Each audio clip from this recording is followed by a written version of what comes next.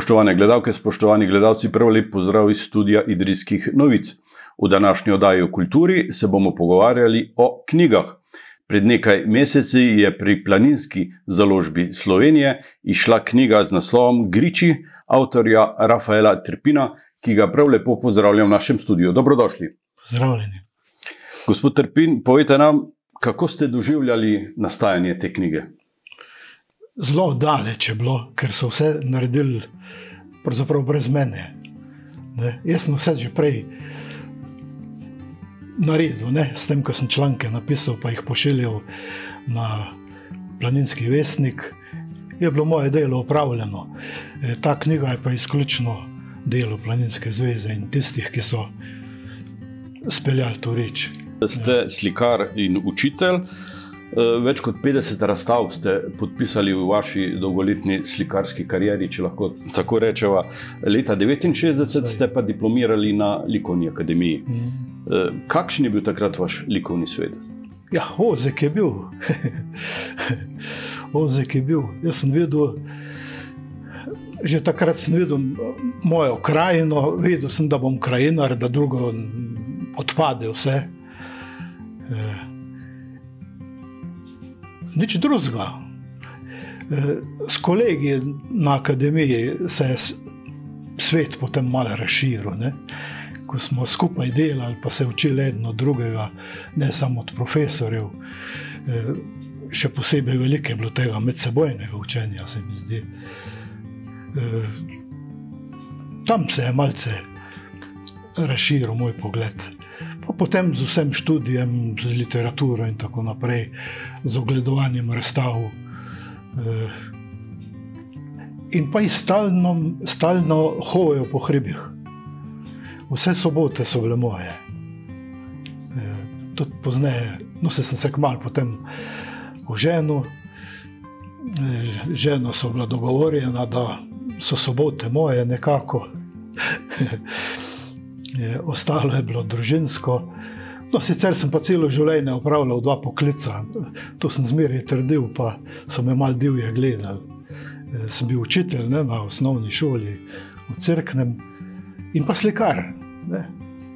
To dvoje zame je šlo to lepo skupaj. Na šoli pa niso bili toliko veseli tega mojega slikarskega dela. Tak občutek sem imel. Čeprav ste za zanimanje, za krajino, za zgodovino, za podobe izginjajoče cerkljanske predvsem, uspeli navdušiti mnoge učence. Ja, to sem se trudil, seveda. Pa tudi lepo je bilo delati z njimi, pa tudi uspešno je bilo. Vse smo 2 knjigi izdali, vse zadnje ste vi izdali, vaša založba. Je to velik uspeh za enega učitelja. Do mojih prednikov 1 in 2. Ja. Zanimivo pa je to, da ob slikanju pišete in to izvrstno pišete. To vam priznavajo tudi poznavalci, ne samo ljubitelji dobre klene besede. Ja, hvala. Pisal sem zmeraj rad, z veseljem to, ja. Ko sem prvi prispevek poslal na Planinski vestnik, je bil tam urednik še znameniti Tine Orel. Mislim, da je bil slavist na Celjski gimnaziji, čeprav vem. To je bilo leta 1974. Ja, ali pa 3. Je bil odličen človek, odličen urednik. Tudi za nazaj ga hvalijo še in še. On mi je takrat dal prvo vzpodbudo. Takrat ni bilo telefonov ali pa teh novotarij današnjih in mi je dopisnico pisal. Rekel, v redu je, zanimivo pisanje, tu je šlo za Gačnika, ta prvi Gačnik. Zanimivo pisanje je rekel, malo drugačno in bomo objavili. Kar dajte še, tak korajžo mi je dal. Potem sem pa pisal skoraj vsako leto enega ali 2 prispevka in jim pošiljal tja. Vse je pa nabralo, od 73. leta do danes, kar veliko. Kar veliko. Ja. Ste pa nemara edini njihov sodelavec, ki ob pisani besedi podobe tudi narišete. To ni bilo v mojem načrtu nikoli. da bi moja platna bila objavljena ob tekstih, ne, to ne. Zato se je potrudil takratni, ni bil glavni urednik, ampak eden od urednikov, Marjan Bradeško. On je izsilil to, da so šle še moje slike zraven. Ne. In smo to kar potem dolgo peljali, nekaj let. Saj barve niso bile zmeraj na višini, ne. Sam kaj češ. Drugače mi je pa prijalo, da so bila še platno zraven. Niso pa bila ta platna narejena zaradi tekstov, ne, da se ve. To smo le tako pobrali. Včasih se je bolj ujemalo, včasih manj. Ne. Ta rovtarski svet vas nenehno zanima, vznemirja. Od kje je to zanimanje? Ja, se smo tu smo doma v Grapi, ne? Ali pa v Grapah bi še bolje rekel, ja. Z očetom smo zmeraj hodili. Veste, oče je bil krojač, je cel teden delal doma, ob nedeljah je pošel ven, ne? In nas je vzel s sabo, smo šli, saj z bratom so bila zmeraj zraven, pa mama gotovo, v šterih, sestre pa nista bili toliko na korajš. Na gore smo hodili skoraj vsako nedeljo, ja. Pa tudi drugam. Na Porezen smo hodili večkrat, na Javornik, recimo, na vojsko zelo redko, na Hleveščah smo bili malo, skupaj, malo. Na Jelenk smo pa šli večkrat, ja.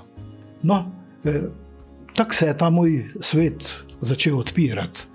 V študentskih letih sem pa prav zavestno raziskoval to pokrajino mojo in jo širil takole na vse strani. Šentviška planota, recimo Trebuša, potem je bil Lokovc, Gorenji Lokovc, ne ta prvi, pa gora nad Ajdovščino. Pa šlo vsaka pot malo v neznano, bi rekel, tako, ne, da sem širil in se hkrati beležil, ne, skiciral. Nisem zmeraj skiciral, to so bili posebni dnevi. Sem pa fotografiral veliko in kasneje sem se začel pisati zapiske, ne, pa podatke. Moj spomin ni kaj preda in je bila to edina rešitev, da si pišem. Tako da zdaj je teh zapiskov doma ogromno. Posebej mi je šlo za to, da si imena zapišem, ta ledinska imena. Ne. Drugače sem od sobote do sobote pozabil stvari. Ja. Če si jih pa zapišem, ker sem vizualni tip, ne, če si zapišem ali pa narišem, si pa lažje zapomnim in trdneje zapomnim stvari. Tudi zato. Prav gotovo ste marsikatero od teh poti prehodili dvakrat v teh, recimo, 50 letih in opazili spremembe, razlike. Najbrž na slabše. Ja, seveda na slabše. Poti je bilo nešteto. Tiste lepe, zanimive poti so bile dragocene zmeraj in sem jih ponavljal še in še. Tudi zdaj bi jih, če bi se dalo. Spremembe so pa bile, gotovo. V začetku sem še srečaval te kmečke ljudje, starce, po hribih smo kakšno rekli, če nisem bil prav preveč sramežljiv, pa šel le mimo hiše. Tudi tak sem bil, ne, mlad, trapast, bi rekel, ne. Ljudje so bili pa željni besede in vsakega obiskovalca. So te radi sprejeli, tudi pogostili so me kakšnim šilcem ali tako, ne. Sam, se pravim, zmeraj se nisem ustavljal, sem plačno bežal mimo, ne. Pa mi je bilo žal zmeraj potem. No, pa so pa ti starci pomirali en za drugim in jaz sem pa spremljal njihove hiše in domovanja. Svet se je že prej zaraščal, ne, in vse bolj rumene trave so se na jesen pokazale, pa brin je lezlo noter proti hiši, kosil niso več. Nazadnje so samo okoli hišice še malo pokosili, pa še tisto ne. Pa ko je streha začela puščati, se je pa vdrlo noter in je gost požrl vse skupaj. Takih primerov je ogromno. Ste pa tudi pravi leksikon imen, ledinskih imen, priimkov. To ste redno zapisovali? Ja, to me je zmeraj tako zanimalo. Zmeraj. Imena pa. Sej, vsaka stvar ima svoje ime, a ne tako. Vsaka stvar. In ga moraš slišati. Moraš vprašati. Že oče me je 100-krat rekel, beseda ni kojna, ne, rekel, ti kar vprašaj, se ne bo nič narobe. In pa sem spraševal, tudi za poti sem spraševal, ne. Pa so me ti kmetje zmeraj navižali po tistih svojih kmečkih povezovalnih poteh, stezah, ne, ki so bile zmeraj koristne, kajti sosed je bil najvišja inštanca. Sosed je bil zmeraj več vreden kot žlahta. Ja. In steze so zmeraj bile. Zdaj jih ni več. Po tistem žledu 14 leta se je vse to podrlo, zasulo in šlo v maloro. Ta svet od Baške grape do Trnovskega gozda in naprimer Blegoša ima najbrž eno skupno rdečo nit. Kako bi jo opredelili? Jaz temu rečem rotarija. Rotarija, čeprav prava rotarija je menda na Žirovskem bolj. Tam je svet čist drugačna, ne. Tam je mehkobe polno, ne. Niso taki klanci, niso take strmine. Tudi danes je tam pokrajina še kar obdelana, ne, kar celovito obdelana. In pristnih, bogatih travnikov tam skoraj ne vidiš. Samo kakšni obronki so še. Tu na našem koncu temne, vojskarskem, recimo Trebuškem, je pa travnikov, pisanih, bogatih, veliko. Če greš v juniju, zdaj mislim na vojsko, ne, če greš v juniju čez vojsko, imaš kaj videti. To je nekaj blazno lepega, koliko rož, koliko rastlinja, posebej tam, kjer ne gnojijo. Pa so tudi taki travniki, ki jih ne gnojijo, ne? Jih nikoli niso gnojili. To so biseri danes. To vaše zanimanje za botaniko je tudi nekaj posebnega, ne? Ja, no, za mene nič posebno.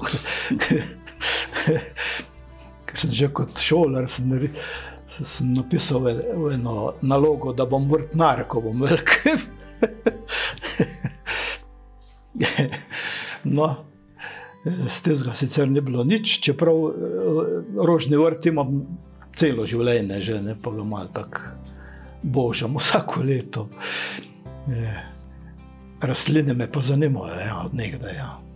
Mnogi potujejo na druge celine, na oddaljene lokacije. Razmah tega svetovnega planetarnega turizma je do te epidemije bil skoraj nesluten. Vi ne potujete na Tajsko, na Kitajsko, ampak se navdušujete nad temi bližnjimi. Ja. Odkrivate nam ta bližnji svet pred domačim pragom. Ja, se vidim na televiziji, vidim krasne oddaje iz tujih krajev, iz tujih dežel, ne. Vse to pogledam, gotovo, da zame je dosti tukaj, v tej okolici. Res. Se ukvarjam s tem, da rišem, oziroma slikam rastline in gobe. Ta moj herbarij je že zelo obsežen, ne. Zdaj sem že pri številki 3500 nekako, ne. Se pravi, toliko listov v tem herbariju naslikanem. Rastline in gobe. Zadnja leta bolj gobe. Ker mi je rastlin takih, da jih lahko podavljam, nekako zmanjkalo, ne. Ja. To me strašno privlači, strašno zanimivo se mi zdi. Imam seveda svojega mentorja, ne, ki je tudi v knjigi mi napisal spremno besedo in na koncu je napisal prav lepo, da je moj mentor, kar se mi strašno dopade. Da je priznal, ne, da je moj mentor. Ja, on vas spremlja že zelo dolgo, ne? Ja, ja. In je bil tudi navdušen že od samih začetkov nad vašim pisanjem. Ja. Ja, on pride enkrat na leto prav k meni v atelje in potem pregledava tisto bero naslikanih rastlin, ne, in mi pove, katera imena sem sam prav določil, katere pa za popraviti. Tako da na koncu je vse v redu. To je krasno. Za gobe imam pa drugega mentorja, je pa z Ljubljane. Je tudi odličen poznavalec. Urednica te knjige je bila Anka Rudolf. Potarnala je, da je imela silno neprijetno delo, ker je morala predvsem krajšati obseg, ker v knjigo ni moglo vse, kar je bilo pripravljeno. Ja, preveč je bilo, se vem. Tist izbor je bi bil za 2 ti knjigi skoraj. Ja, sam zadnji izbor sem jaz naredil, ne? Sem vrgel ven nekaj člankov, ki bi jih mogoče tudi objavili drugače. Ne? Mogoče pa v nadaljevanju, v drugi knjigi. Bomo videli. Ja. Lahko za naše gledalce preberete kak odlomek? Aha. Ja, no, bom poskusil. Nekaj sem poiskal. Gre za prispevek o Zakojci. V Zakojco sem zmeraj hodil v novembru, se pravi, sedanji čas, ne? Novembru, ko je že mrzlo, včasih je že naletavalo in tisti čas je Zakojca prav posebna. Ne glede na to, da je Bevkova rojstna vas, je dopoldne v Osoviji. Gore tam na oni stran Bače pa sijejo v soncu in je to nekaj blazno lepega. To traje en kratek čas, pa vse zvodeni, ko sonce pride čez Bačo, v Zakojco, vsa tista, bi rekel, prejšnja kontrastna lepota nekam zgine, je pa izjemno vse skupaj doživljati. Ja. Ponovadi grem čez vrh ravni v Zakojco, pa čez Bukovo nazaj dol, tako da obkrožim Kojco. Tako sem hodil. No. Dobro, bom prebral en kratek odlomek. Neke zgodnje jeseni smo se s cerkljanskimi šolarji oglasili pri njem. Sonce je bilo kot vsakega dopoldneva na njegovem brdu. Okolica je odmevala od Prešerne muzike. Radio je bil navit do konca. Vrata so široko zijala, a gospodarja, edinega brdarskega domovalca, ni bilo nikjer. Klicali smo in v veži glasno pozdravljali, pa nič. Odškrnili smo priprta vrata v hišo. Tam smo ga zagledali, kako je v delavski obleki sladko smrčal na svoji posteli, le blatni škornji so mu viseli čez rob. Prelepa slika, mislim še zdaj. V mladih letih mu je bila pri srcu domača dekla. Kar vzel bi jo, a mu je mati prepovedala. Kmečki fant vendar ni smel vzeti dekle. Dnevi so tekli, dekla je šla drugam, mater so spravili na bukovski Britov in Julče je vsa preostala leta ostal sam doma. Do konca se je bodel s svojim brdom. Kolikor sem ga poznal, je bil nadvse prijazna duša. Dobro besedo je imel vedno na koncu jezika. Dočakal je svoj zadnji dan, zadnje sonce in zadnjo senco. Dočakali ga bodo tudi stavbe njegovega doma, njegova drevesa in njive. A če ne bo za njim nikogar, se bo razširil gost. Divina že zdaj pritiska s Kojce. Hvala lepa. Prosim. Lep odlomek. Povejte nam še, kako doživljate ta čas pandemije? Hudo je. Hudo je. Noben ne pride k hiši, bi rekel. Sami ne gremo nikamor. Če grem v trgovino, jih slišim, da ne bi smel sam, se mi drugi prinesejo.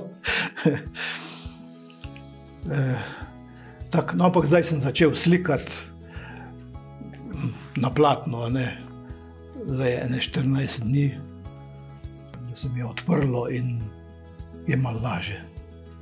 Upam, da bo ob slikanju minilo tudi to. Prihodnje leto se bomo rešili virusa in vi predstavite novo razstavo. Tako hitro pa ne bo. Ne bo. Ne. Rafael Trpin, čestitam vam ob izidu te knjige. Želim vam, da bi še dolgo hodili po teh naših gričih, grapah, holmih in o njih seveda pisali in jih tudi slikali.